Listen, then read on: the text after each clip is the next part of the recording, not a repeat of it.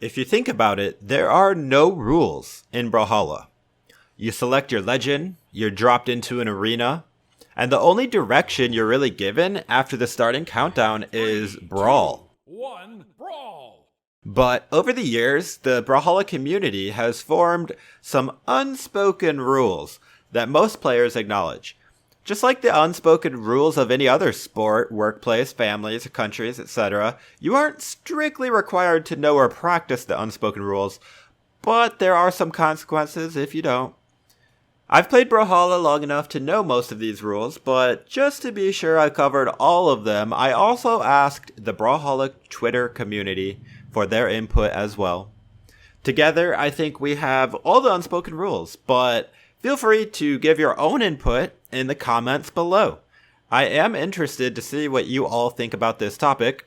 Do you follow all of these rules? Do you follow some of these rules? Or do you just not follow any of them? Go ahead and let me know.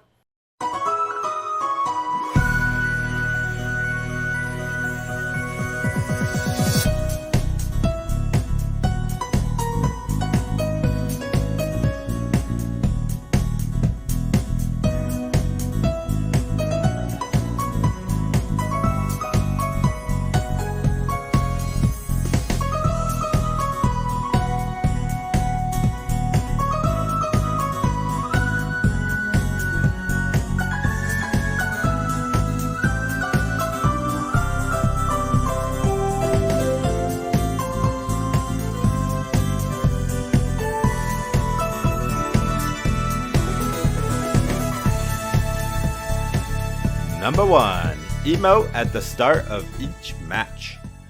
In my experience, this is one rule that most Brawlhalla players will adhere to. It's kind of like putting the shopping cart away after you leave the grocery store, at least here in America. Nothing is forcing you to do it, but at the same time, nobody will like you if you don't. In Brawlhalla, people emote at the start of the match as a good show of sportsmanship, to say good luck, have fun. It's just a quick, simple way to acknowledge the other player is a human being, not just a CPU. Respect emotes at the start of the match. Just make it less toxic from the start. He is Sir Roland, though, which also means that his high defense. You know what? Let's just chill. No! He just did it to him! What? He just did it to them! Oh. He did the bait, man! Oh, dang. The BM. I gotta kill him now. He's dead. he just couldn't take it anymore. Number 2. Letting each player grab a weapon before fighting. This is a rule that is also pretty widely accepted in the Brawlhalla community as far as I've experienced. In ranked games, less so, but overall I find that most players enjoy starting the match with a weapon, even if it means their opponent starts with a weapon as well. It's just more fun to fight with weapons than unarmed, so it makes sense to allow both players to grab a weapon first. However, after this initial grace, there is no shame in weapon starving your opponent, because it's simply the way the game was designed to be played. If the devs wanted you to always have a weapon, you would. In ranked specifically, I think less people will follow this rule because they just want to weapon starve you from the start. But in casual modes, it's definitely widely practiced.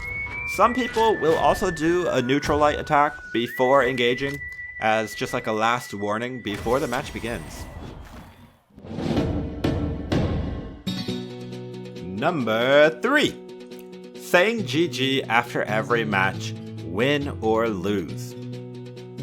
This one can be a touchy subject, because sometimes the opponent may be doing what you consider to be toxic behavior during the match, like spamming or taunting after every KO, so you don't want to give them a GG after the match. I think this is pretty obvious, but if you don't say GG after a match you lost, the other player's just gonna assume that you're being salty.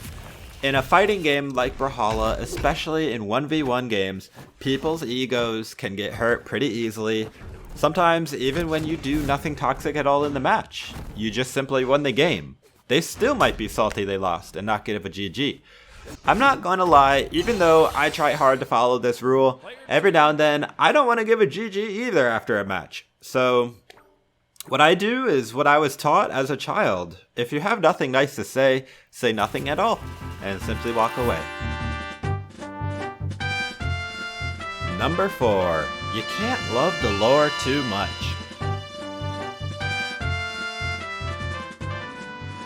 Read the lore, seriously. There may not be a story mode in Brawlhalla yet, but there are still some really interesting backstories to the legends and places that we fight. From the main menu, click Meet the Legends, and then tab over to the lore. Did you know that Brynn is the daughter of Sir Roland? Or that Baraza has a diesel-fueled heart? Thank you to Barendipitous for this unspoken rule. Number 5. If you attack someone offering pizza, it is a declaration of war.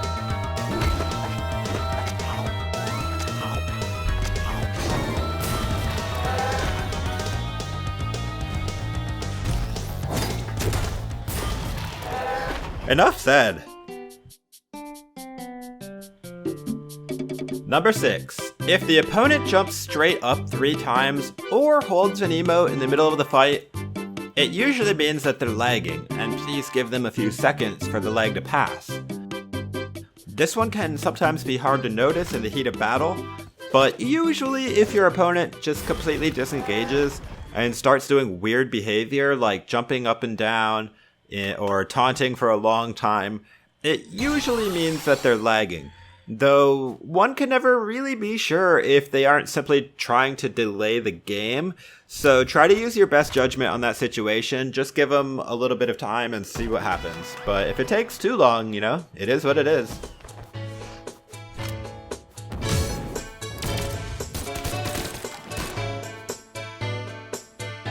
Number 7. If your opponent accidentally KOs themselves, especially in casuals, give them a homie stock by doing the same thing. This rule gives you a huge honor bonus, but few people will actually follow this rule, especially in rank 1v1, so if somebody does give you a homie stock, do not weapon starve them, or doing so will lead to exile. I trusted you, and you gave me this! Though there were some other interesting unspoken rules that were suggested, such as taunting if you beat Schwerpy, I think these 7 unspoken rules best summarize what the community generally agrees upon. As I said in the beginning of this video, there are no real rules to play Brawlhalla, so feel free to play however you want. Just know that people will generally respect you a lot more if you follow at least some of these unspoken rules. Let me know what you think in the comments below. Take it easy, friends. I hope to see you in the next video. This is Lucian Sword.